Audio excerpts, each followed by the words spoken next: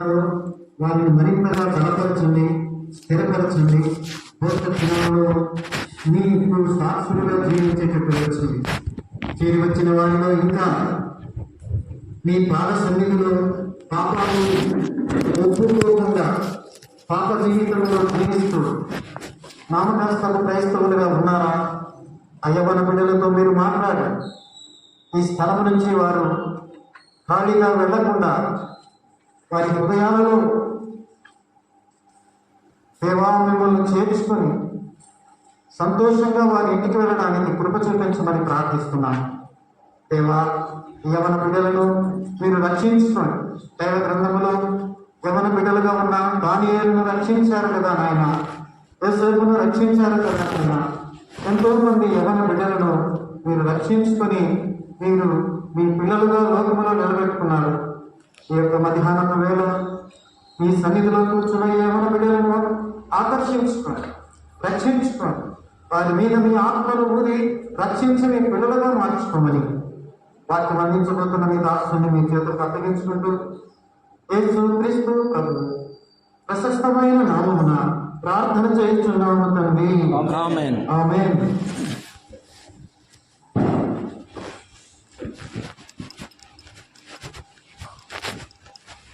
మీ దగ్గర ఎవరికైనా నోట్స్లు కావాలంటే ఇస్తాను, అడిగి తీసుకోండి. నోట్స్ కావాలంటే ఇస్తాను. నోట్స్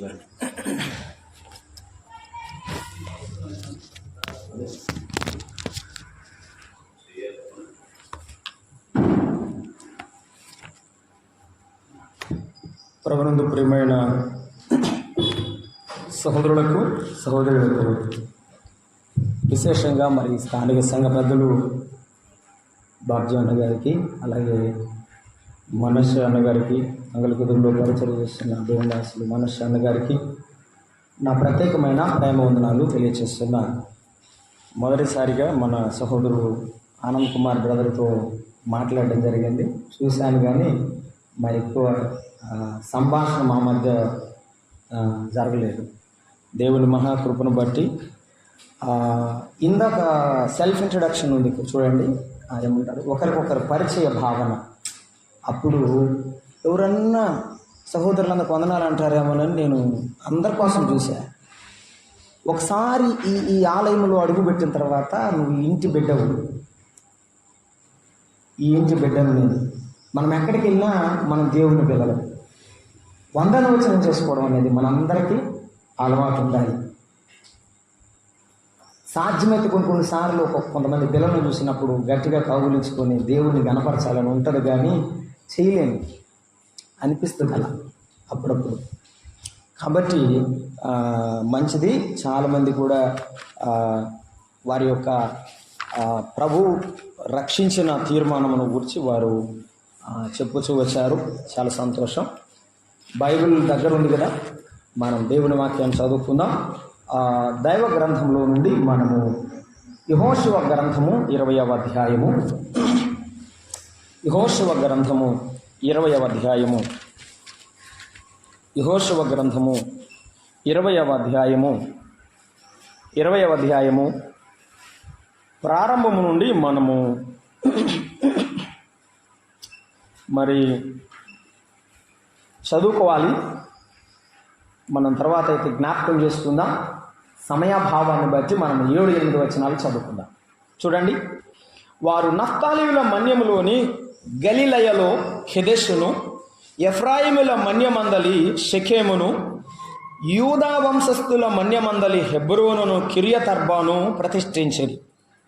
తూర్పు దిక్కున యోర్దాను అవతల యెరికోనొద్ద రూబేనీయుల గోత్రములో నుండి మైదానము మీద ఉన్న అరణ్యములోని బేసెరును, గాదీయుల గోత్రములో నుండి గిలాదులోని రామోతును, మనష్యుల గోత్రములో నుండి బాషానులోని గోలానును నియమించారు.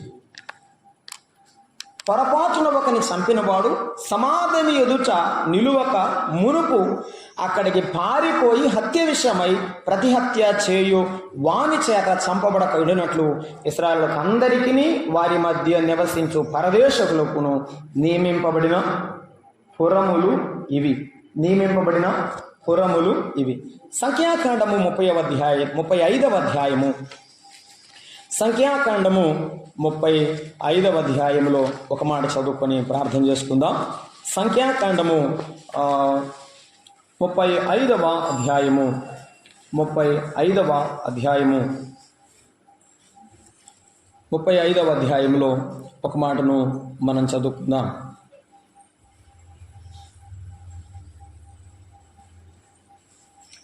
35వ అధ్యాయము 32వ వచనం. ఆశ్రయపురమునకు పారిపోయిన వాడు యాజకుడు మృతి నొందక మునుపు స్వదేశమునకు నివసించినట్లు వాని చేత విమోచన ధనము అంగీకరింపకూడదు. 34. మీరు నివసించు దేశమును అపవిత్రపరచకూడదు. అందులో నేను మీ మధ్య నివసించుచున్నాను. నిజముగా యెహోవా అను నేను ఇశ్రాయేలుల మధ్య నివసించుచున్నాను. ప్రార్థించాలి. ప్రేమగల తండ్రి, దయాళుడు అయిన దేవా, మీకు స్తోత్రములు నాయన.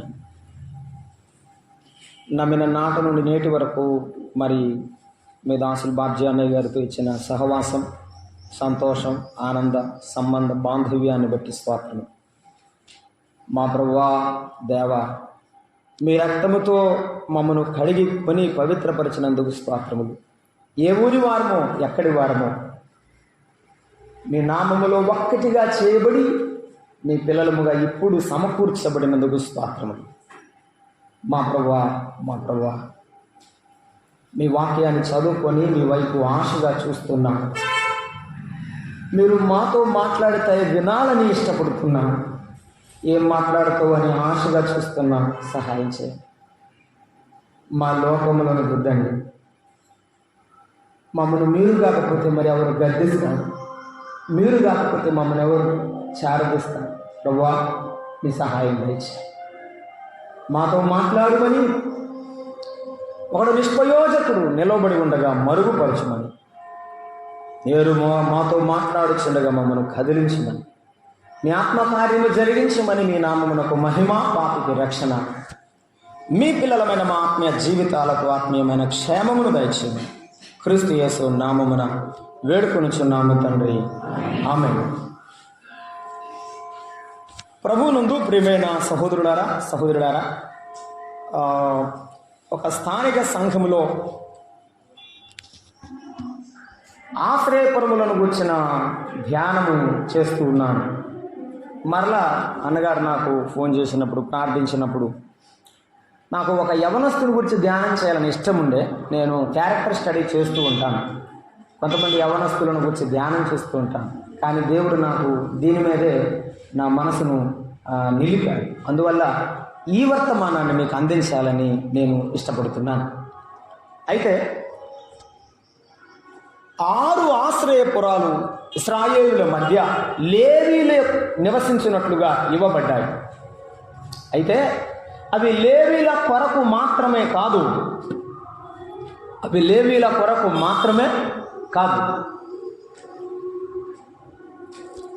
సర్వ ప్రపంచంలో యెహోవా దేవుడు ఇశ్రాయేలుల దేవుడే అనే నానుడు ఉన్నది.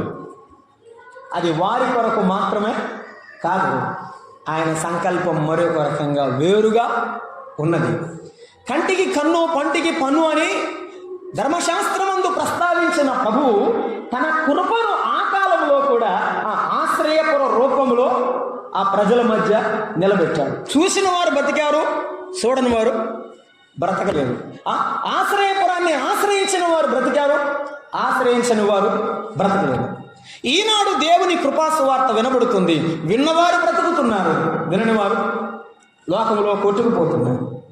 నువ్వు ఎక్కడున్నావో నాకు తెలియదు, కానీ తమ్ముడు, చెల్లి, దేవుడు ఈవేళ మాట్లాడుతున్నాడు, విను. 2 విషయాలు మనం ఆలోచన చేద్దాము. ఒకటి నేను మీకు చెప్పను, కానీ ఒకే టూకీగా చూపిస్తాను, మీరు ధ్యానం చేయండి. ఆశ్రయపురం యొక్క ఉద్దేశం ఏమిటి? ఆశ్రయపురాలలో 6 ఆత్మీయ పాఠాలు ఏమిటి మనం ఆలోచించాలి. ఒక్కొక్క పురముకు ఆయన పేరు ఎందుకు పెట్టి ఆ ప్రాంతంలో ఆయన ఉంచాడో దాన్ని మనం ఆలోచించాలి. ఆశ్రయపురం యొక్క ఉద్దేశం ఏమిటి? ఆయన ఏర్పాటు చేయడంలో ఆయన ఒక సంకల్పముతో ఏర్పాటు చేస్తాడు కదండి. రండి మనం చూద్దాము. మనము జ్ఞాపకం చేసుకున్నాం. యెహోషువ గ్రంథం 20వ అధ్యాయము ప్రారంభంలో ఏమన్నాడు? యెహోషువ గ్రంథము 20వ అధ్యాయం 1వ వచనము, యవనస్తులు నాకు సహాయం చేయండి. సెలవిచ్చినది ఏమనగా, ఇశ్రాయేలుతో ఇట్లనము, తెలియకయే పొరపాటున ఒకను చంపిన నరహంతకుడు కొరకు. ఆశ్రయపురం ఎవరి కొరకు? తెలియకయే పొరపాటు చేసిన వాని కొరకు. ఆ పొరపాటును క్షమించడానికి కొరకు ఆయన ఏర్పాటు చేసినదే ఆశ్రయపురం. గుర్తుంచుకోండి, పాపమును క్షమించడానికి, ఇక నేను నరహత్య ఇవన్నీ చెప్పడం లేదు, పాపాన్ని క్షమించడానికి ఏర్పాటు చేసింది ఏంటి? నేను గోడల వైపు పాఠం చెప్పడం, ఫ్యాన్ల వైపు చూసి పాఠం చెప్పడం నాకు ఇష్టం ఉండదు. నేను మొహం చూస్తే నేను ఇంకొకరు పాఠం బాగా చెప్పాలని అనుకోవాలి, కానీ నేను నిద్రపోకూడదు. నన్ను క్షమించి మీరు మాకు సాయం చేయండి. రైట్?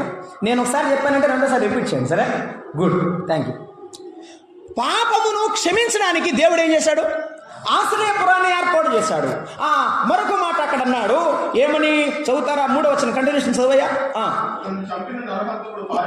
పారిపోవటానికి మీరు ఏర్పరచుకోలేను. ఎవరైతే ఆ పాపములో ఉన్నాడో, పాపములో ఉండి నేను రక్షింపబడాలని ఇష్టపడుతున్నాడో, వాడు పారిపోవడానికి అవసరమైనది ఆశ్రయపురం. ఏర్పరచుకున్న వాళ్ళు ఇది దేనికి? హత్యకు హత్య కాదు, హత్యకు ప్రతి హత్య జరగకుండానట్లు, పాపం మీద పాపము జరగకుండానట్లు దేవుడు ఆశ్రయపురాలు ఏర్పాటు చేశాడు.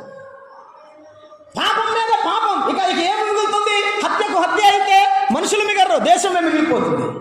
కాబట్టి హత్యకు హత్య జరగకుండా, అలాగే పాపానికి పాపం జరగకుండా దేవుడు ఏర్పాటు చేసినదే ఆశ్రయపురం. దేవుడు ఏర్పాటు చేసినదే ఆశ్రయపురం. ఆ తర్వాత మనము కింద వచనాలు మనం చదువుతున్నప్పుడు చూడండి, 3వ వచనంలో అతి విషయమే రాకపోనున్నట్లు మీకు ఆశ్రయపురములగును. 4వ వచనం మీరు రాసుకుంటున్నారు కదా. పాపము క్షమించబడడానికి 1, 2 పాపము చేసిన వాడు పారిపోయి ఆశ్రయం పొందడానికి, 3 హత్య మీద హత్య, పాపం మీద పాపం మరలా చేయబడకుండా ఆశ్రయపురము, 4 ఏమంటున్నాడు? పారిపోయి ఆ పురము దగ్గర నిలిచి ఆ పెద్దల దగ్గరకు వెళ్ళిన తర్వాత తన సంగతి అంతా వారికి చెప్పాలి అన్నాడండి. ఆశ్రయపురం ఎందుకంటే తన పాపాన్ని తాను ఒప్పుకోవడానికి దేవుడిచ్చిన ఒక కృప. ఆశ్రయపురం దగ్గరికి వెళ్ళి ఏం చేయాలి వాడు? అయ్యి నన్ను కాపాడండి కాదు, నన్ను కాపాడండి, నిజమే కాపాడడానికి పెట్టారు, కానీ ఏం చేయాలి? తను పశ్చాత్తాపడాలి. తాను చేసిన తప్పు విషయమై ఆ పుర పెద్దలకు వివరించాలి. అక్కడ యాజకులు ఉంటారు, ప్రధాన యాజకుడు ఉంటాడు, వాడితో చెప్పాలి, అయ్యో నేను పొరపాటు చేశాననే పశ్చాత్తాపం కలగడానికి కొరకై ఏం పెట్టాడు? ఆశ్రయపురం. చేసిన పొరపాటును ఒప్పుకోవడానికి ఆశ్రయపురం. అక్కడే ఆశ్రయపురము లో ఏం చేయాలి? 6వ వచనం చదువుతారా? అక్కడికి వెళ్ళి అతను తన తప్పును ఒప్పుకోవాలి, దాని కొరకు ఆశ్రయపురం. 6వ వచనం, అతడు తీర్పు నొందుటకై సమాజం ఎదుట నిలిచే వరకు, తరువాత ఆ దినములో యాజకుడు మరణమునందు వరకు ఎందుకు వెళ్తున్నాడు? ఆ గొడ్డలి ఆ కత్తి మీద పడకుండా ఆ క్షణానికి ఆగిపోయిన తర్వాత మళ్ళీ బయటికి రావడానిక? కాదంట. ఆ పురానికి వెళ్ళిన వాడు ఇక ఆ పురములోనే నివసించాలి. ఎప్పటి వరకు నివసించాలి? ఏ ప్రధాన యాజకుడు చేర్చుకున్నాడో ఆ ప్రధాన యాజకుడు మరణముందు వరకు, ఆయనకు లేకపోవు వరకు, అతను బ్రతికున్నంత కాలం ఇతను కూడా ఆ పురములోనే ఏం చేయాలి? ఆశ్రయం పొందినవాడు అక్కడే బ్రతకడానికి ఏర్పాటు చేసిన ఆశ్రయపురం. ఇంకొక మాట అన్నాడు కింద, ఆ పట్టణం నుండి మరలా పారిపోవాలని అనుకోకూడదట. సంఖ్యాకాండం 35వ అధ్యాయం 25, 26 వచనాలు చదివితే క్షమించబడిన వాడు సరిహద్దును దాటకూడదు అన్నాడు.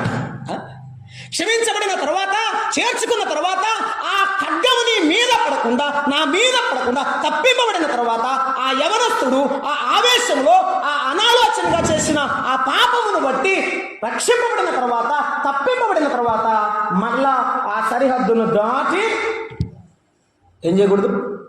వెళ్ళకూడదు. సరిహద్దు దాటకూడదు. రైట్? సంఖ్యాకాండం 35వ అధ్యాయం 26, 27 వచనాలు మీరు రాసుకుంటున్నారు కదా, రైట్. అయితే ఆ నరహంతకుడు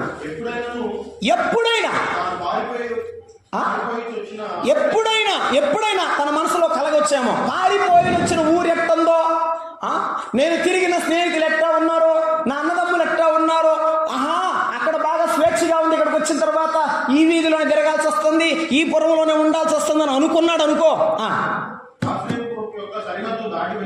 దాటి వెళ్ళేటప్పుడు నరహత్య విషయంలో ప్రతిహత్య చేయువాడు వెలుపల కనుగొని ఆ ప్రతిహంతకుడు చంపితే వాడి ప్రాణానికి వాడే ఉత్తరవాదం చెప్తుంది బైబిల్.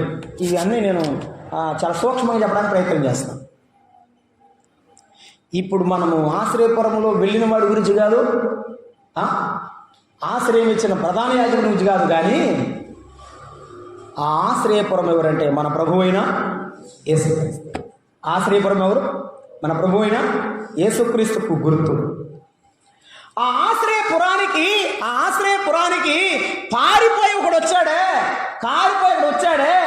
2000 సంవత్సరంలో ఒకడు పారిపోయి వచ్చాడు ఆయన దగ్గరికి. వాడే వీడు. ఒకసారి ఈ లోకం నాకు అక్కర్లేదు, ఈ లోకం వల్ల నాకు నెమ్మది లేదు, ఈ లోకం వల్ల నాకు అశాంతి మిగిలింది, ఈ లోకం నన్ను హేళన చేస్తుంది, ఈ లోకం నన్ను మింగివేయాలనుకుంటుంది, కాబట్టి నేను ఇక్కడ ఉండను, నీ దగ్గర బ్రతుకుతాను, అయ్యా నీతోనే ఉంటానని పరిగెత్తుకొని వచ్చాడే. వాని పాపాలు ఏం చేశాడు? క్షమించాడు. ఆశ్రయపురమైన యేసు ప్రభువారు క్షమించాడు.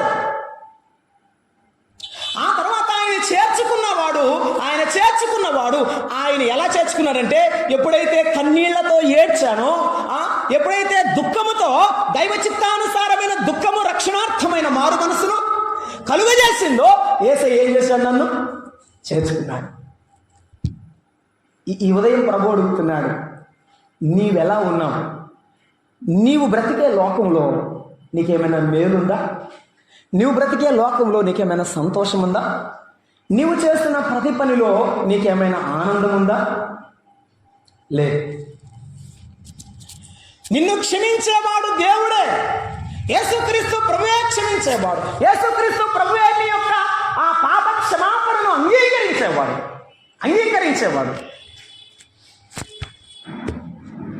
మరలా యోహాను సువార్త 8వ అధ్యాయం, అంటే ఈ పాఠం నాది అది కాదు, కెదెషు, హెబ్రోను, వాటి గురించి చెప్పాలని ఇష్టపడుతున్నాను, అందువల్ల నేను టూకీగా చెప్తున్నాను. యోహాను సువార్త 8వ అధ్యాయంలో ఒక పాపాత్మురాలు ప్రభు యొద్ద నిలబడితే, అమ్మా ఎవరు నీకు శిక్ష విధింపలేదా అన్నాడు ప్రభు. అంటే లేదు ప్రభువా అంది. అయితే ప్రభు ఏమన్నాడు అక్కడ? నేను నీకు శిక్ష విధింపను. వారందరూ శిక్షించడానికి వచ్చారు, కానీ యేసయ్య ఏమన్నాడు చెప్పండి అన్నమాట? నేను నీకు శిక్ష విధింపను. నేను మరలా పాడతా ఆ పాట, ఎలా అయినా నాకు చాలా ఇష్టం. అమ్మా అని పిలిచావ ప్రభువా, ఇది ఎవ్వరు పిలువని పిలుపు. వాళ్ళు ఏమన్నారు తెలుసా? ఇది పాపాత్మురాలు కదా, అసలు నో రెస్పెక్ట్, గౌరవం లేదండి. కానీ ప్రభు అంటాడు అమ్మా అనగానే ఆ గుండె పగిలిపోయింది. నన్ను అమ్మ అని పిలిచిన వారి లోకంలో ఎవరు లేరు. నన్ను ఎంత ప్రేమతో పిలిచేవారు ఎవరు లేరు. నాదు పాపముతో పాటబడి తిని, రాళ్ళతో నేను తరుమబడి తిని, నిలిచాను నీ ముందు దోషినై, నిలిచాను నీ ముందు దోషినై, దొరికింది నీ పాద సన్నిధి,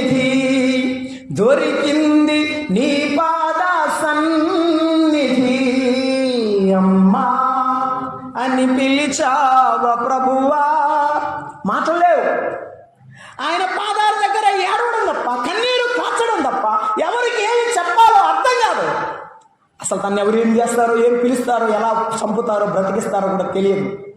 అయోమయంలో ఉన్న జీవితానికి ఒక అర్థం ఇచ్చాడు యేసయ్య. ఇదిగో ఈ పారిపోయిన వచ్చిన వాడిని కౌగిలించుకొని, ఇతన్ని చంపడానికి వీల్లేదు, నేనున్నాను కాపాడడానికని చేర్చుకున్నవాడు యేసయ్య. నిన్ను నన్ను కూడా చేర్చుకున్నవాడు యేసయ్యే. నువ్వు మర్చిపోతావేమోనని ఈ ఉదయం కూడా గుర్తు చేస్తున్నాడు. నిన్నెవరు ప్రేమించకపోయినా నిన్ను ప్రేమిస్తున్నవాడు యేసయ్య. నిన్నెవరు చేర్చుకోకపోయినా చేర్చుకున్నవాడు యేసయ్య. ఎప్పుడైనా చెప్తావా, యేసయ్య నీలా నన్ను ప్రేమించిన వారు లేరు, నీలా నన్ను చేర్చుకున్న వారు లేరు, అందుకే నిన్ను విడిచి నేను వెళ్ళలేను ప్రభువా చెప్పగలవా? ఈ చేర్చుకున్నవాడు ఆ ప్రేమతోనే చేర్చుకున్నాడు. చేరినవాడు కూడా అదే ప్రేమతో బ్రతకాలి. మరొక మాట అన్నాడు, ఒప్పుకోవడం, ఆ తర్వాత ఆశ్రయపురంలోనే నివసించడం, సరిహద్దు దాటకూడదు. నమ్మిన ప్రతి విశ్వాసికి కొన్ని హద్దులు బైబిల్ గ్రంథంలో ఇచ్చారు. ఆ హద్దులు మనం ఏం చేయకూడదు, మీరకూడదు, దాటకూడదు. అపోస్తల కార్యముల గ్రంథం 2వ అధ్యాయంలో చెప్పాడు, అపోస్తలుల బోధ యందును సహవాసమందును రొట్టె విరుచుట యందు ఇయే నీ నా సరిహద్దులు. వీటిలో ఉంటే, వీటిలో బ్రతికితే నువ్వు ఇంకా ఇంకా ఎదుగుతావు. అంతే, ధ్యానం చేయండి.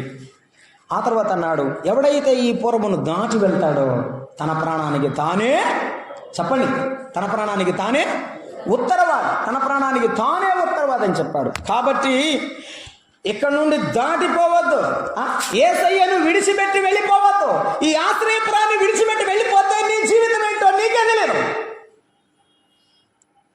ఒకడు దేవుని అనుభవించిన తర్వాత, అనుభవపూర్వకంగా ఆయన దగ్గర శక్తిని పొందిన తర్వాత విడిచిపెట్టి వెళ్ళిపోయాడు. నేను మీకు గుర్తు చేస్తానంతే, మీకు తెలియదని కాదు. తెసలోనిక పట్టణం నుంచి 2 భక్తులు వచ్చారు. ఒకని పేరు అరిస్తార్కు, మరొకని పేరు దేమ. ఒకని పేరు అరిస్తార్కు, రెండవని పేరు దేమ. ఇద్దరు నమ్ముకున్నారు. ఇద్దరు దైవ సేవకుడైన పౌలు వెంబడి ప్రయాణం చేశారు, దేవుని సేవలో ఉన్నారు. ఒక్కడు మాత్రం చనిపోయిందాక బ్రతికాడు ప్రభువు కొరకు, ఒకడు మాత్రం మధ్యలోనే వెళ్ళిపోయాడు. నువ్వెవరో నాకు తెలియదు, నీకు మాత్రమే తెలుసు. నా ప్రభువు నన్ను పరిశీలిస్తున్నాడు, మన ప్రభువు అందరినీ పరిశీలిస్తున్నాడు. కడదాకా ఉంటావా, మధ్యలో వెళ్తావా? ఈ ఆశ్రయపురాన్ని విడిచిపెట్టి వెళ్ళిపోతావా?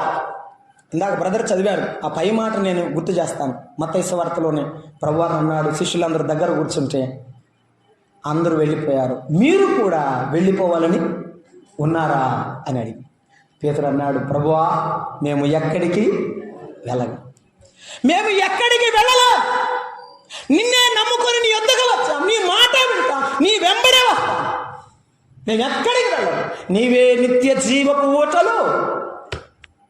యేసయ్యను విడిచిపెట్టే మనసు పౌలు రాస్తూ హెబ్రీ పత్రిక 3వ అధ్యాయం చెప్పాడు, దేవుని విడిచిపెట్టే దుష్ట హృదయము మనలో పుట్టకుండా మనం ఏం చేయాలి? జాగ్రత్త. టూకీగా నేను మీకు జ్ఞాపకం చేశాను ఈవేళ.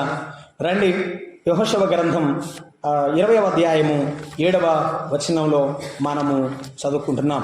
7వ వచనాన్ని మనము చదువుకుంటున్నాం. చూడండి, అప్పుడు వారు నఫ్తాలీల మన్యములోని గలిలయలోని కెదెషును. నేను మీకు మరలా గుర్తు చేయాల్సిన అవసరం లేదు, ఆ క్షమాపణ ఆయన దగ్గర దొరుకుతుంది. మరలా పాపము చేయకుండా కాపాడేటువంటి మనం పాప ప్రాయశ్చిత్తము తండ్రి యొద్ద మనకు ఉన్నవాడు ఆయన. ఆ తర్వాత ఆయన యొద్దే మనకు క్షమాపణతో పాటు భద్రత ఉన్నది, ఆయనలో నివసించడం.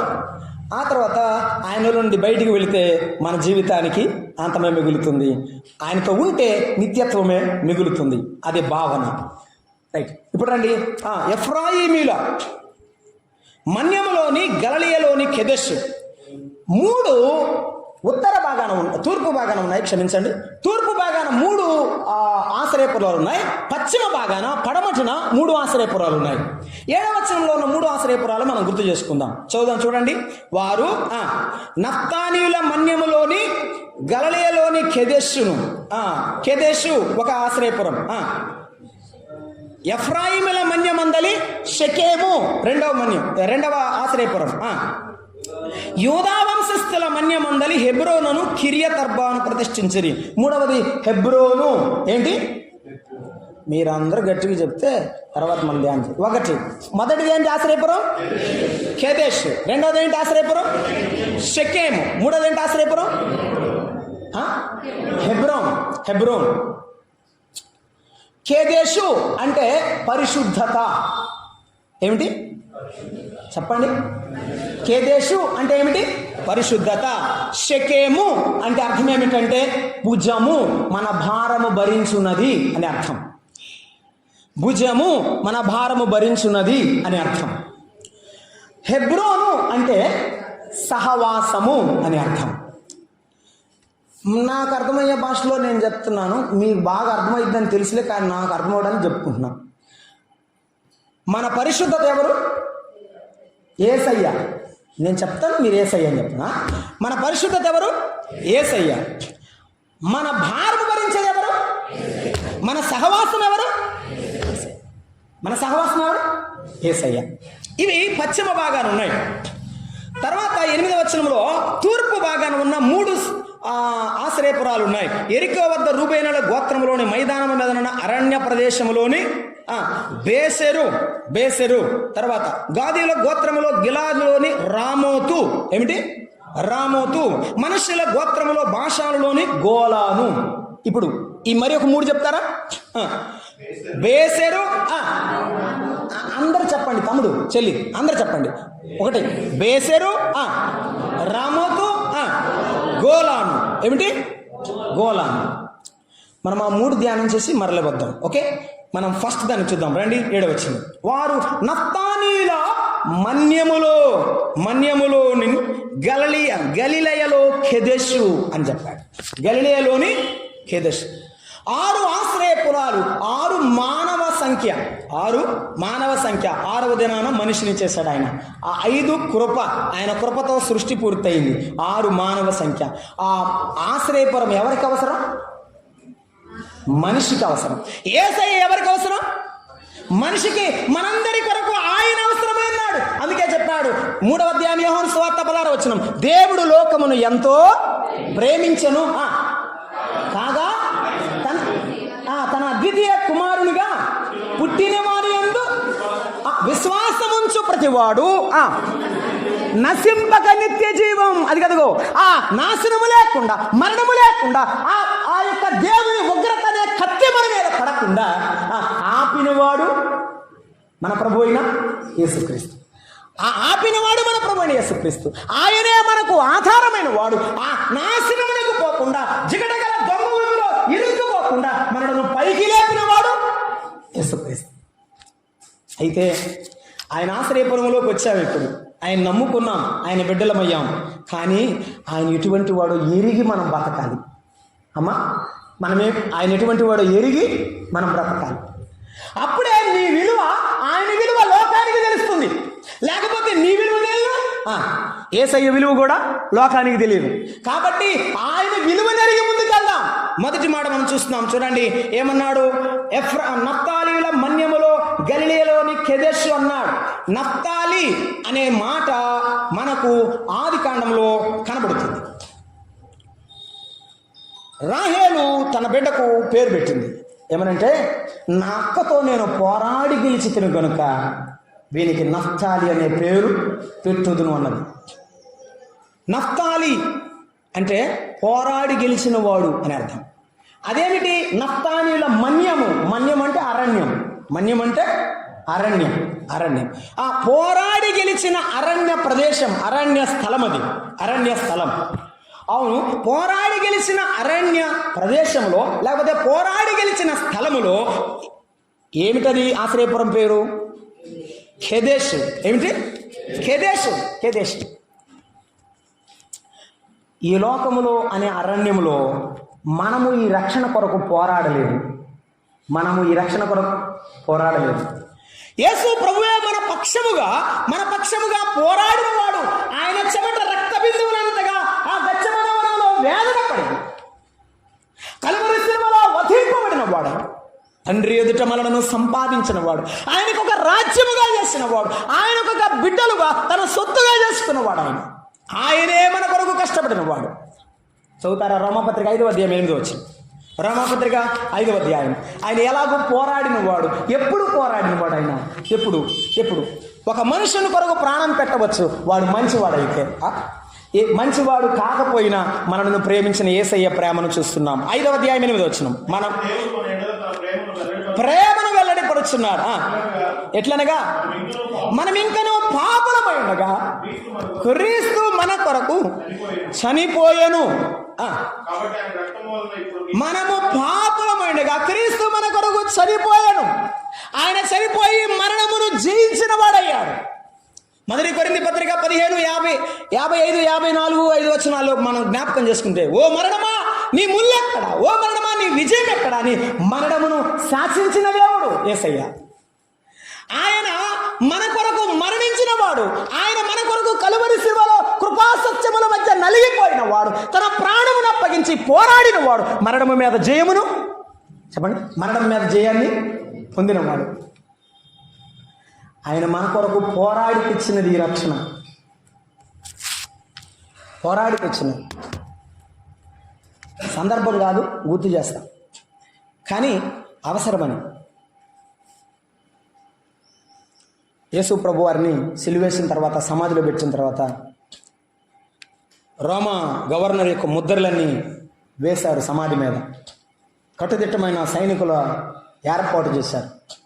మరణమట సమాధి దగ్గరికి వచ్చి, క్షమించండి, సాతానట సమాధి దగ్గరికి వచ్చి ఒక ఆయన పుస్తకంలో రాశాడు అనమాట. ఓ మరణమా యేసయ్య ఎట్టున్నాడు అని అడిగాడట. ఎట్టున్నాడు ఏంటి? నేను బంధించేశాను కదా, ఇక రాడు, వెళ్ళిపో సాతాను, నేను యేసయ్యను బంధించాను, ముద్రలేశాం, సైనికులు కాపలా ఉన్నారు, నేను సమాధిలో పెట్టేశాను, ఇక ఆయన రాడుగాక రాడు, వెళ్ళిపో అని చెప్పిందట. సాతాను వికటమైన నవ్వు నవ్వి వెళ్ళిపోయాడు. 3వ రాజు తెల్లవారుజామున రోమా గవర్నర్ యొక్క ముద్రలు ఏమయ్యాయి?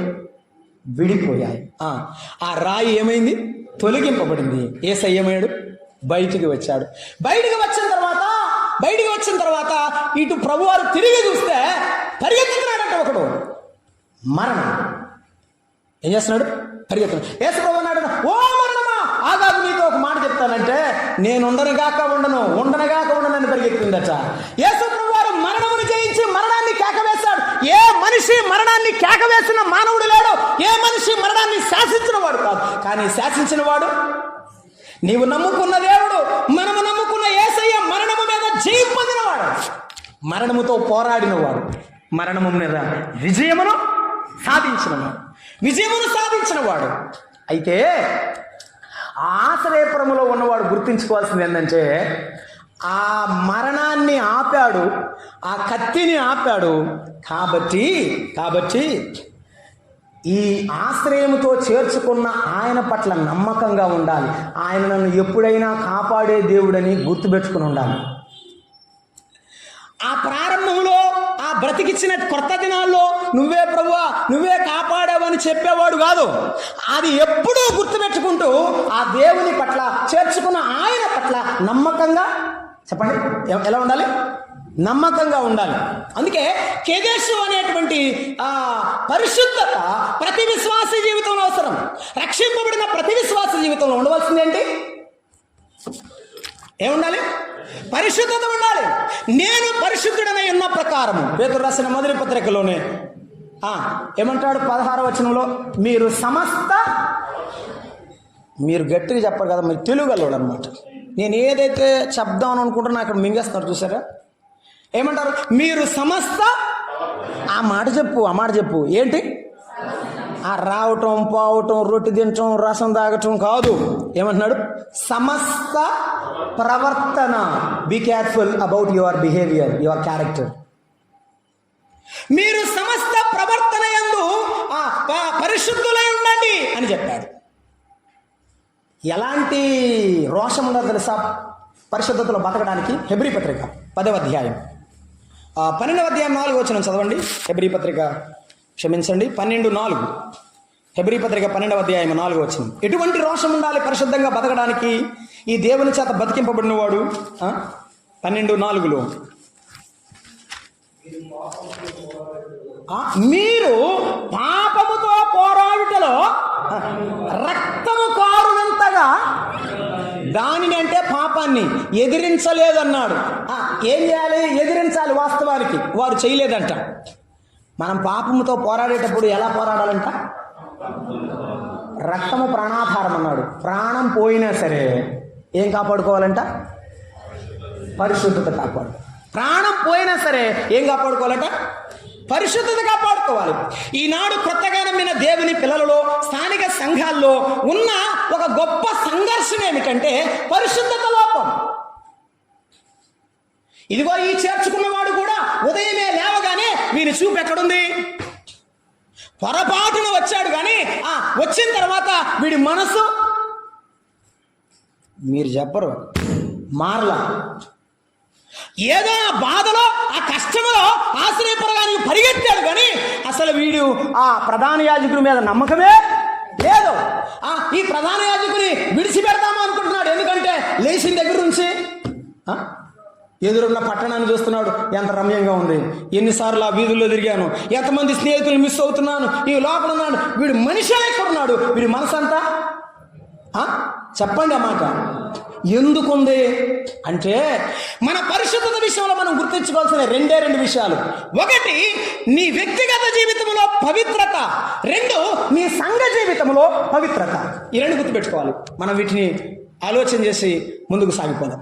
మన వ్యక్తిగత జీవితంలో పవిత్రత ఎందుకని అంటే, మనము ఎప్పుడు కూడా పోరాడుతూ జీవిస్తున్నాం. మనం ఎప్పుడు కూడా పోరాటంలో ఉన్నాం, యుద్ధ రంగంలో ఉన్నాం అన్నాడు పౌలు భక్తుడు ఎఫెసీ పత్రికల 6వ అధ్యాయంలో. మనము యుద్ధ రంగంలో ఉన్నాం, గుర్తుంచుకోవాలి. ఇది మన పోరాటం, ఆత్మీయ పోరాటం. ఇది ఆత్మీయ పోరాటం. తిమోతితో పౌలు భక్తుడు చెప్తూ 6వ అధ్యాయం 12లో, నేను మంచి పోరాటము. ఏ పోరాటం పోరాడాలి మనం? చెప్పండి. అంతే, రాహేలు అన్నట్టు నా అక్కతో పోరాడి గెలిచింది కాదు. మనకు అక్కతో, చెల్లితో, అన్నదమ్ములతో పోరాటం కాదు మనది. మన పోరాటం మంచి పోరాటం, శ్రమలతో కూడిన ఆత్మీయ పోరాటం అన్నాడు హెబ్రీ పత్రికలో 10వ అధ్యాయం 32లో. మన పోరాటం ఎందుకు? ఆ పోరాటంలో ఏం జరుగుతుందో మనం జ్ఞాపకం చేసుకుంటున్నాం. ఒకటి, నీ శరీరముతో పోరాటం, నీ శరీరములో పోరాటం. సాతానుతో, వాని దూతలతో పోరాటం ఇప్పుడు నీ శరీరంలో జరుగుతున్న గొప్ప కార్యం. ఇప్పుడు ఉంటుందా? ఎప్పుడు ఉంటుందా? అప్పుడప్పుడు ఉంటుందా? చెప్పలేదమ్మా. రక్షింపబడ్డాడు కదా, ఆశ్రయపురంలోకి వచ్చాడు కదా, ఇక చేర్చుకున్నప్పుడు వీడు పూర్తిగా మారిపోయానన్నాడు కదా, మారు మనసు పొంది అన్నాడు కదా. మరి ఏంది ఎప్పుడు ఉంటుంది అంటున్నారంటే, ఉంటుంది. మరి చూద్దాం బైబిల్లో. శరీరములో పోరాటము ఎందుకున్నది? యాకోబు పత్రిక 4వ అధ్యాయం 1వ వచనం. యాకోబు పత్రిక 4వ అధ్యాయము 1వ వచనం. మనలో అట, మీలో అన్నాడు, నేను మీలో అనలేనులే. మనలో ఏం కలుగుతున్నాయి? యుద్ధములో పోరాటాలు కలుగుతున్నాయి. దేనిని కలుగుతున్నవి? మీ అవయవములలో పోరాటం. భోగేచ్ఛలు, సుఖవిలాసం. సుఖవిలాసం వల్లనే ఇలాగున దైవభక్తిలో పరిశుద్ధత లేదు. పరిశుద్ధత లేదు. ఇట్లా చెప్తే అర్థం కాల కదా. రోమాపత్రిక 7:23 చదువుకుందాం. మనమందరికి తెలిసిందే. 7వ అధ్యాయము 23 వచనం. 7వ అధ్యాయము 23 వచనం. వేరొక నియమము నా అవయములో ఉన్నట్టు అయ్యా నాకు కనబడుచున్నది. ధర్మశాస్త్రం మనసులో ఏమిటి ఉందట? ఒక నియమం ఉందట. ధర్మశాస్త్రముతో పోరాడుచు నా అవయములో ఉన్న పాప నియమమునకు చెరపట్టి లోపరుచుకొనుచున్నది. అయ్యో, నేనెంత దౌర్భాగ్యుడను! ఇంటి మరణమునకు లోనగు శరీరము నుండి నన్నెవడు విడిపిస్తాడు? 18వ వచనం. నా శరీరమందు మంచి నివసింపదు. చెప్తుంది ఎవరు? పౌలు భక్తుడు. ఎన్నో ఆత్మలు రక్షించిన వాడు, ప్రభు కొరకు తన ప్రాణాన్ని ఇవ్వడానికి సిద్ధపడిన వాడు అంటాడు. శరీరంలో ఏముండదంట? చెప్పు. మన శరీరంలో ఏముండదు? మంచి ఉండదు. మన శరీరంలో పాప నియమం, మన శరీరంలో దైవ నియమం రెండు ఉన్నాయి. ఇప్పుడు దైవ నియమానికి పాప నియమానికి ఏముంది? పోరాటం. ప్రార్థనకి వెళ్దాం, చందలాలేసి ప్రార్థన చేసుకుందాం, ప్రభుతో గడుపుదాం, బైబిల్ చదువుదాం, దేవుడు శక్తినిస్తాడు. రేపు వెళ్ళి దేవుడి సువార్త ప్రకటిద్దాం, వాక్యాన్ని ఇంకా చదువుదాం, ఇంకా నేర్చుకుందాం అని అనిపిస్తుంది. మరొక మనసు ఏముంటుంది? ఇప్పుడు కాదులే, పండుకో, ఇప్పుడు కాదులే అంటుంది. దేనికి లోబడతావని ఇష్టం. దేవునికి లోబడినప్పుడు నీవు వాటన్నిటిని త్యజించి బయటకు వస్తావు. నీ శరీరంలో, నీ మనసులో శోధన, సాతానుడు కలిగించే శోధన. దేవుడు ఎవరిని శోధింపడు అని యాకోబు పత్రికలో రాసి ఉంది. ఆయన శోధించబడు కాదు, కానీ శోధించబడెవరు చెప్పాలి. నీకు కూడా ఇలాంటి శోధన ఉంటే, నీకు కూడా ఇలాంటి ఆ శోధన సాతాను తీసుకొస్తే యేసయ్య చేసినట్టే చెయ్యి. ఏం చేశాడు యేసయ్య? మత్తయి సువార్త 4వ అధ్యాయం. మత్తయి సువార్త 4వ అధ్యాయం. మత్తయి సువార్త 4వ అధ్యాయంలో 4వ అధ్యాయంలో యేసు ప్రభువారు సాతానుకి ఇచ్చిన సమాధానాన్ని మనం చూస్తున్నాం. 3వ వచనం. ఆ శోధకుడు ఆయన యొద్దకు వచ్చి, నీవు దేవుని కుమారుడవైతే ఈ రాళ్లను రొట్టెలగునట్లు ఆజ్ఞాపించమని ప్రేరేపిస్తున్నాడు. చాలా మంది ఇప్పుడంటే మీరు యేసయ్యను నమ్ముకున్నారు, 3 మేకులు బీక్కోలేనోడు అంటున్నారు చాలామంది. ఎందుకు? నువ్వు రోషపడి ఆమెను అంటామని చాలామంది పాపం తెలియక రోషపడి వాళ్ళు కూడా తమ యొక్క పరిశుద్ధతను పోగొట్టుకుంటున్నారు. ఎలా పడితే అలా మాట్లాడుతున్నారు.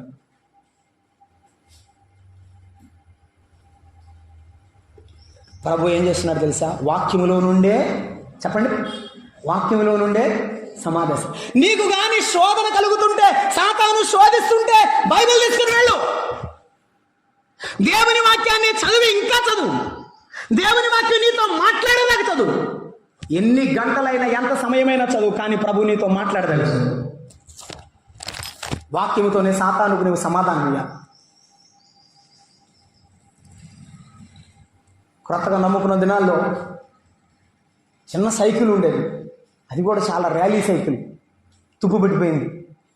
దాని మీద సైకిల్ తొక్కుకుంటా ఈపురిపాలెం, వేటపాలెం, సంతరావు ఊరు మీటింగ్కి వెళ్ళి, ఎప్పుడు నేను కంపెనీలో పనిచేసేవాడిని. సాయంత్రం డ్యూటీ అయిపోయిన తర్వాత 6:30, 7 అట్లా వచ్చేవాడిని. అప్పుడు స్నానం చేసి ఇంటికి వచ్చి 8ంటికి బయలుదేరి వాళ్ళు పాటలు పడితే మనకెందుకు వాక్యం వినొచ్చు కదా. 8:30, 9 సంతరావు ఊరు పోయి మీటింగ్లో వాక్యం వినొచ్చేవాడు. ఆ రాత్రి 10:30కి వచ్చేటప్పుడు ప్రాణం ఉంటుందండి, ఎంత హాయిగా ఉంటుందో.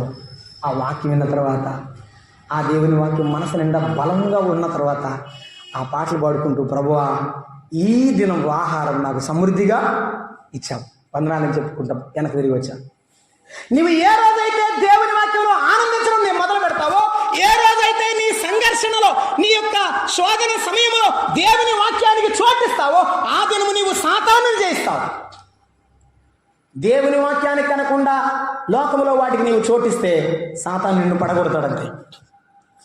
శరీరంలో పోరాటం మర్చిపోవద్దు. యేసయ్య వాక్యముతో సమాధానం ఇచ్చాడు. ఇంకోటి ఏంటంటే శరీరంతో పోరాటం. ఏంటి? శరీరంతో పోరాటం. ఆ మాట ఒకటి చదువుతానంతే. మత్తయి సువార్త 26వ అధ్యాయము 41వ వచనం. 26వ అధ్యాయము 41వ వచనం. శరీరంతో ఏం పోరాటం? ప్రభువారు ప్రార్థన చేస్తున్నాడు గెత్సేమనే వనంలో. తండ్రి, శోధనలో ప్రవేశించకున్నట్లు మెలకువగా ఉండి ప్రార్థన చేయడు. ఆయన ప్రార్థన చేస్తుంటే వీళ్ళు ఏం చేస్తున్నారు? మన పేతురు అన్న, యాకోబు అన్న అందరూ ఏం చేస్తున్నారు? అందరు నిద్రపోతారంట. ప్రభు ఏం చెప్పాడు? ఆత్మ సిద్ధమే కానీ శరీరము. దీంతో ఎప్పుడూ సమస్యే. అతిగా పొగిడినా దీంతో సమస్య, అసలు దీన్ని పట్టించుకోకపోయినా దీంతో సమస్య. దీన్ని చాలా బ్యాలెన్స్డ్గా ఉంచాలి.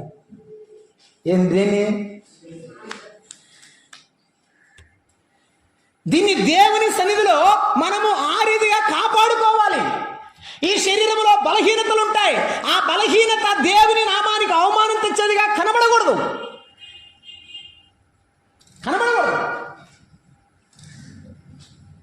ఏలియా బాగా అలసిపోయినప్పుడు, దైవజనుడైన ఏలియా అలసిపోయినప్పుడు దేవుడు ఏమన్నాడంటే, నీ శక్తికి మించిన పని ఉంది, ఆహారం పుచ్చుకొని బయలుదేరమన్నాడు. లేదు నాయన, నా కాళ్ళు నొప్పులు పుడుతున్నాయి, ఇప్పటి వరకు నేను చాలా దూరం నడిచాను, ప్రయాణం చేశానంటే కుదరదు. ఆహారం పుచ్చుకొని బయలుదేరి వెళ్ళిపోయాడు. ఆహాబుతో మాట్లాడి తాను ప్రయాణాన్ని బయలుదేరేటప్పుడు వర్షం తొందరగా వచ్చింది, నువ్వు వెళ్ళిపో అని చెప్తే ఆహాబు ఏం వేసుకెళ్ళాడు? రథం వేసుకుని వెళ్ళాడు. మరి ఏలియా ఇంకో రథం వేసుకెళ్ళాడా?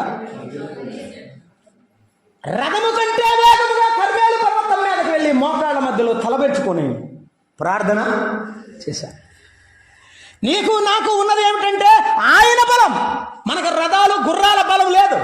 ఆయన బలముతో పవిత్రతను కాపాడుకుంటూ ముందుకు వెళ్ళాలి అంతే. ఈ శరీరంలో బలహీనతను ఎలా మనం జయించాలి అంటే ప్రభువు దగ్గర ఆయన సన్నిధిలో ఉండడం ద్వారా. 1 కొరింథీ పత్రిక 9:27 చదువుదాం. మన బలహీనతను మనం ఎలాగున్నా శరీరంలో పోరాటం శోధన ఉన్నప్పుడు దేవుని వాక్యము ద్వారా ప్రార్థన ద్వారా మనం దాన్ని ఎదిరించాలి. శరీర బలహీనతలు కలిగినప్పుడు మనం ఏం చేస్తున్నామో చూస్తున్నాం. 9:27 1 కొరింథీ పత్రిక. కాను క్రీస్తు విషయమై అయ్యా 27 వచ్చిన నాయన, గాలిని కొట్టినట్టు నేను పోట్లాడుటలేదు, కానీ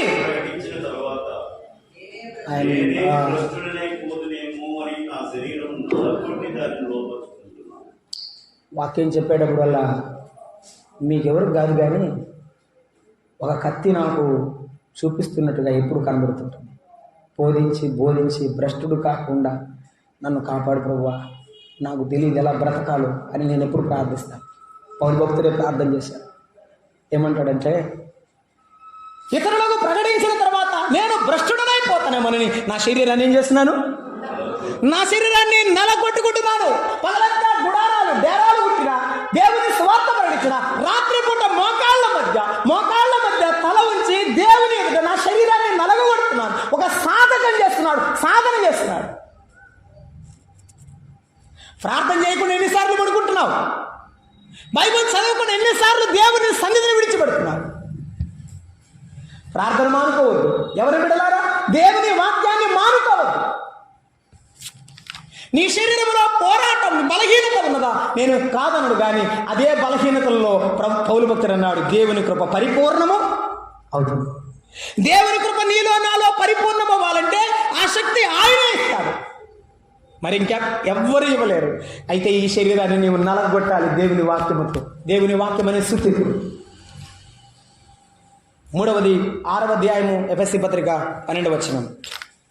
6వ అధ్యాయము, నీవు శరీరములో పోరాటము ప్రార్థన ద్వారా వాక్యము ద్వారా జయిస్తే శరీరముతో ఉన్న బలహీనతలను దేవుని యొక్క వాక్య క్రమములో నీవు క్రమశిక్షణలో నీవు దేవుని సన్నిధిలో నీ శరీర బలహీనతలను జయిస్తే నీవు జయించాల్సిన మరొకటి పోరాటం ఉందంటే 6 పని. ఎలా అనగా, మనము పోరాడునది శరీరులతో. శరీరాన్ని జయించిన వాడికి అంతటితో అయిపోలేదు. గుర్తుపెట్టుకోండి, విశ్వాసుల్లో సీనియర్ విశ్వాసులు, జూనియర్ విశ్వాసులు ఉండరు. దేవుని నమ్మిన వారు అందరూ ఒకటే. ఈ రోజు నిలబడ్డవాడు రేపు నిలబడతాడని చెప్పండి. ఈ రోజు నిలబడ్డవాడు, తాను నిలుచున్నానని తలంచుకున్నవాడు, గట్టిగా చెప్పండి, పడిపోకుండా జాగ్రత్తగా ఉండు. యేసయ్య ఈ రోజు నిలబెట్టినందుకు రేపు కూడా నిలబెట్టు. రేపు దేవుడు నిలబెడతాడు నేను. శరీరులతో కాదు, ప్రధానులతో, అధికారులతో, ప్రస్తుత అంధకార సంబంధులకు, లోకనాథులతో, ఆకాశ మండలమందున్న దురాత్మల, చాలా చెప్పాడండి. సాతాను వాని దూతలు, లోకము అధికారులు. లోకములో అధికారులేమో నీ దేవుడు ఎవరని క్రిటిసైజ్ చేస్తుంటారు. లోకములో ఉన్న అధికారులు నీ జీవితం ఏంది, ఎత్తుంది ఏంటి, నీవేం అనుభవించట్లేదు ఏందిరా అని అంటూ ఉంటారు. సాతాను వాని దూతలేమో నిన్ను వెంబడి నీ అభివృద్ధిని ఆపడానికి ప్రయత్నం చేస్తుంటారు. వీటన్నిటిపైన విజయము ఎప్పుడు వస్తుందంటే, ఒకటి ప్రార్థనా జీవితము, కడవరకు నీ విశ్వాసాన్ని కాపాడుకునే నమ్మకత్వం. పౌలు భక్తుడు తిమోతికి రాస్తూ 6వ అధ్యాయంలో 4వ అధ్యాయం 7వ వచనంలో, నా విశ్వాసమును కాపాడుకుంటుంది. ఏం కాపాడుకున్నాడు చెప్పాలన్నమాట. విశ్వాసమును కాపాడుకున్నాడు. నేను మాట చెప్పి ముందుకు సాగిపోతాను. బ్లాండీనా అనే ఒక చెల్లి ఉన్నది. అది 18వ శతాబ్దం.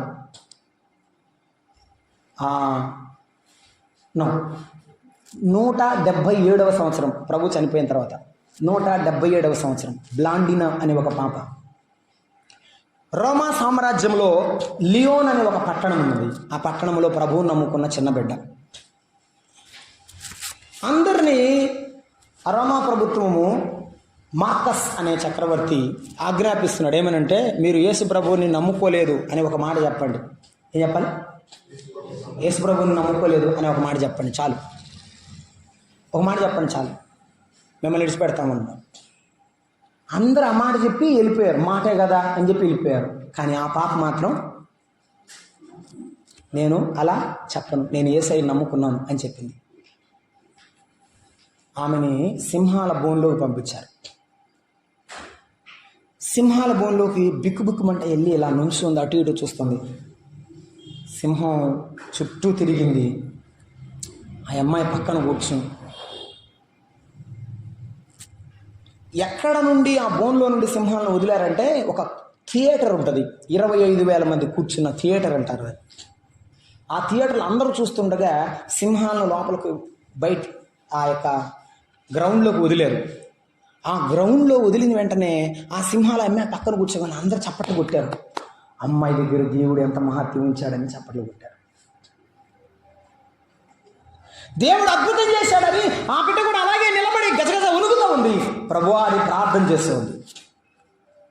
రాజుకు విపరీతమైన కోపం వచ్చింది, తీసేశాడు. ఈసారి బ్లాండినాను చంపడానికి మరొక ప్లాన్ మేము రెడీ చేశాం, తీసుకురండి. విపరీతంగా అమ్మాయిని కొట్టేశారు. సైనికుల ద్వారా కొట్టించారు. రక్తసిక్తమైన శరీరంతో అమ్మాయిని ఒక చైరు, ఒక కుర్చీ వేసి ఆ కుర్చీ మీద కూర్చోబెట్టారు. కూర్చోబెట్టి పాప కింద మంట పెట్టారు. పాప కింద మంట పెట్టారు. ఇప్పుడు ఏమన్నారంటే, ఇప్పుడు యేసు ప్రభు దేవుడు కాదు, నేను ఆయన నమ్ముకోలేదని ఒక మాట చెప్పు, ఇప్పుడు నేను కాపాడి నీకు ఏర్పాటు చేస్తాం అంటే, పెద్దగా యేసయ్యా అని అరిసి అలా 2 చేతులు పైకెత్తి, ప్రభువా ప్రభువా నేను వస్తున్నాను అందట. ఈ లోపల ఒక దున్నపోతుని మనిషి మీదకి వదిలాడంటండి. కాలుతున్న శరీరం మీదకి తల మీదకి వచ్చింది. ఆ దున్నపోతు మీద ఇలా దూకిందట. దూకి అలా వెళ్ళిపోయింది. మెడ ఇరిగింది. పాప చనిపోయింది. అందరూ నిశ్శబ్దంగా అలాగే నిలబడిపోయి చూస్తున్నారట. అప్పుడు ఎవరు చప్పట్లు కొట్ల, అందరు అలాగే చూస్తున్నారట. ఆ దైవజనుడు ఒక మాట చెప్పాడు, బ్లాండినా పరలోకంలోకి వెళ్ళేటప్పుడు దేవదూతలు వచ్చి ఆమెను తీసుకుని వెళ్ళారు.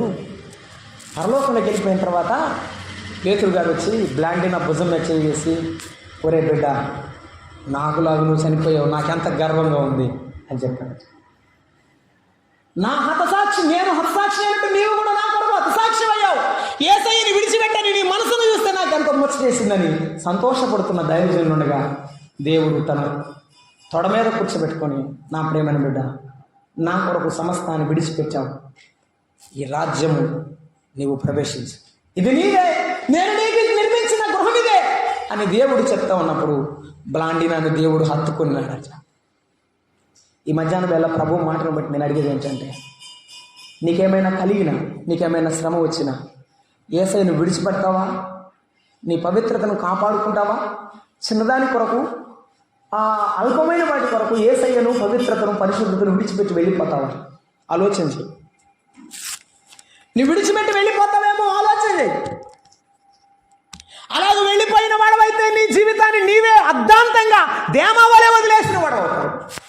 దేమా వలె వదిలేసిన వాడవుతావు. నీ యొక్క జీవితంలో నీ పవిత్రతను వదులుకోవద్దు, పాడు చేసుకోవద్దు.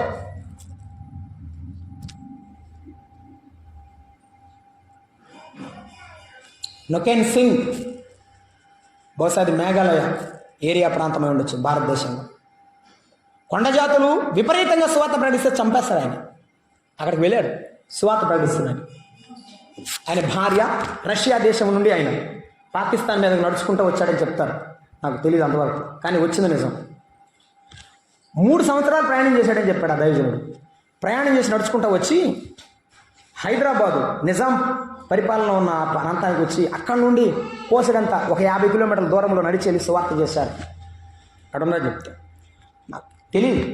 కానీ ఉత్తర భారతదేశంలో నమ్ముకున్న నొకోన్ సింగ్ అతను ప్రభువు నమ్ముకొని మేఘాలయ ప్రాంతంలో ప్రభువుని నమ్ముకొని ఉన్నాడు.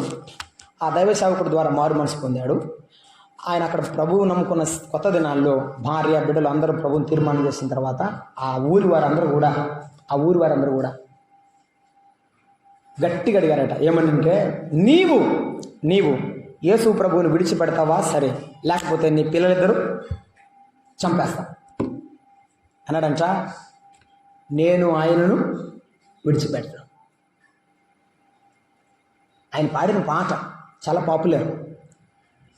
I have decided to follow Jesus. I have decided to follow Jesus. No turning back, no turning back. నేను యేసయ్య నమ్ముకున్నా, నేను వెనక్కి వెళ్ళను, నేను ముందుకెళ్తా. ఆ మాట అనగానే తప్పుడు పేల్చారంట. 2 పిల్లలు చనిపోయారు. ఇప్పుడు పిల్లలు చనిపోయిన పిల్లలను చూడు, నీ భార్యను కూడా చంపేస్తాం ఇప్పుడు చెప్పమన్నాడంట. మరొక వచనాన్ని తీసుకొని నాకేమి జరిగినా యేసయ్య నేను విడిచిపెట్టను మరొక వచనం పాడాడు. వెంటనే భార్యను కూడా చంపేశాడు. నేను చనిపోయినా పర్వాలేదు, నేను కూడా అంతే ఉంటాను అన్నాడు. ఆయన్ని కూడా చంపేశాడు. అందరు చనిపోయారు. ఆ గ్రామంలో ఉన్నటువంటి పెద్ద అంటారే, ఆ కఠినమైన వాడు, ఆ క్రూరమైన వాడు ఇంటికి వెళ్ళి ఆ రాత్రి నిద్ర లేదట. ఏమిటి ప్రేమ, అసలు ఏమిటి త్యాగం, ఎందుకు ప్రాణం, ఎన్ని ప్రాణాలు పోయినా మారలేదవాడు, ఎందుకలా, ఏమిటి ఆ దేవుడిలో ఏంత శక్తి ఉంది అని ఆ రాత్రంతా నిద్ర లేకుండా తెల్లారి లేచాడట. ఊరంతరం పిలిచాడట. వాడు ఓడిపోయాడు అనుకున్నాను కానీ నేనే ఓడిపోయాను అన్నాడంట అందరితో. నేను యేసయ్య నమ్ముకుంటున్నాను అని చెప్పగానే ఆ పురములో ఉన్న వారందరూ ఎవ్వరు కూడా మాట్లాడలేదంటండి. చాలా మంది యేసయ్య నమ్ముకున్నారంట. అతడు బ్రతికున్నప్పుడు సంపాదించిన ఆత్మల కంటే చనిపోయినప్పుడు సంపాదించిన ఆత్మలే ఎక్కువట. నువ్వు బ్రతుకుంటే ఎంతమందిని సంపాదిస్తావు? ప్రభు కొరకు బ్రతికితే ఎంతమందిని సంపాదిస్తావు? నీ పవిత్రతను నువ్వు సంపాదించుకుంటావా? కొన్ని ఆత్మలైన దేవుని కొరకు నువ్వు సంపాదిస్తావా? ఈ కెదెషులో బతికేవాడు, ఈ ఆశ్రయపురంలో బతికేవాడు ఆ లోకం వైపు చూడకూడదు, ఆ పురం వైపు మళ్ళా తిరిగి వెళ్ళకూడదు. తన యొక్క పవిత్రత ఎలాగున్నదో ఆ పవిత్రతను, ఆ సరిహద్దును ఎరిగిన వాడై తన జీవితాన్ని కాపాడుకోవాలి. నీవు నేను అంతే. ఒకప్పుడు లోకాన్ని విడిచిపెట్టాం, ద్వేషించాం, లోకాన్ని అసహించుకున్నాం, పాపాన్ని అసహించుకొని వచ్చాం. మళ్ళా తిరిగి వెళ్ళకూడదు. తిరిగి వెళ్తావా? ప్రభుతోనే ఉంటావా? తిరిగి వెళ్తావా? ప్రభుతో ఉంటావా? ప్రార్థన చేద్దాం, తలలు వంచాలి.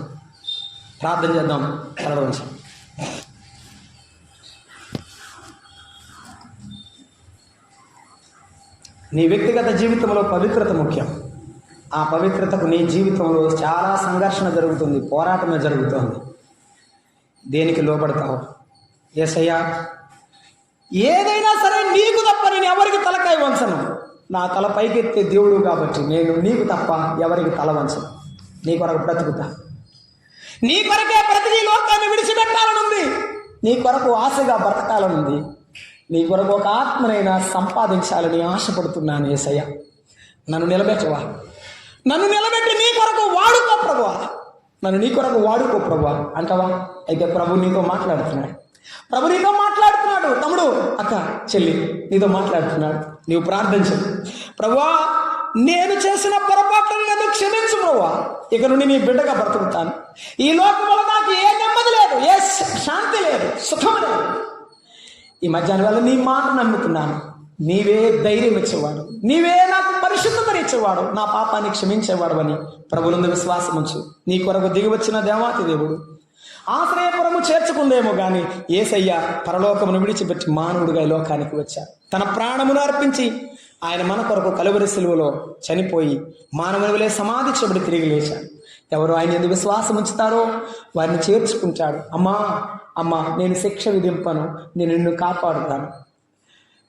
ఆ ప్రభు యొక్క ప్రేమగల చూపు, ప్రేమగల మాట నీ హృదయంలో చొరబడితే చాలు. యేసయ్యా, నేను పాపిని ఒప్పుకో, దేవుడు క్షమిస్తాడు. ఒకవేళ నమ్ముకున్న తర్వాత కూడా పడి లెగుస్తున్నావా? పడి లేచిన కెరటంలాగా అలాగే పడుతూ లెగుస్తూ ఉన్నావా? ఇప్పుడైనా నిలబెట్టు ప్రభువా, నా చేయి పట్టుకొని నడిపించు ప్రభు అని చెప్పు. చాలు, దేవుడు నిన్ను నడిపిస్తాడు. దేవుడు నీకు సహాయం చేస్తాడు. ప్రేమగల తండ్రి, స్తోత్రారుడు అని దేవా, మీ కొందనాలు.